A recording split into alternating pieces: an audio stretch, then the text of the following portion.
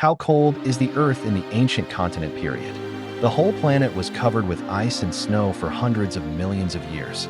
Looking around, the panoramic view is the boundless frozen wilderness. At this time, the Earth is in the third geological era of evolution, ancient continent. This period began 2.50 billion years ago and lasted until 540 million years ago to end, almost occupying the general time of the Earth's entire evolutionary history. Then in this extremely long time, what has the Earth experienced?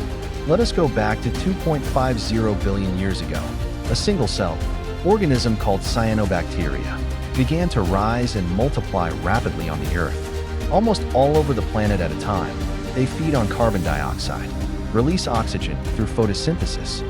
This extraordinary oxygen-making ability makes the oxygen concentration on the Earth surge, triggering the famous big oxidation event. The concentration of greenhouse gases such as carbon dioxide and methane has plummeted, and the Earth can no longer retain its previous heat. The surface temperature has dropped sharply, and glaciers have begun to spread from the poles to low latitudes.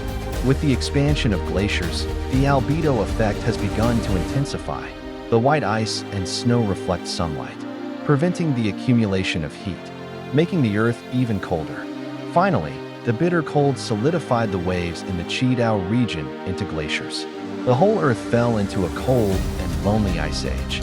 However, how did the Earth break the ice in the end? The surprising Earth in the ancient times was frozen into a snowball. This is the most serious and longest lasting glacier gas in the history of the Earth's evolution. Although the surface is extremely cold, another world is hidden under the ice layer. Some microorganisms are still active near the geothermal vents of the seabed, and the life situation is quietly changing.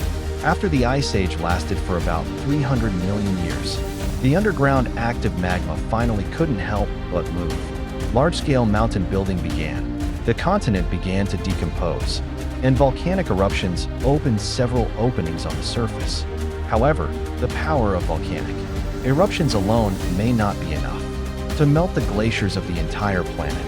1 billion years ago, the asteroid went straight to the Earth at an extremely high speed, and the impact broke the sky. The heat generated by the impact directly boiled the ice, releasing a large amount of greenhouse gases, causing most of the ice to melt. During the ancient weekend, organisms evolved from single cells to multi-cells and gradually flourished. And the Earth is about to enter the next geological era.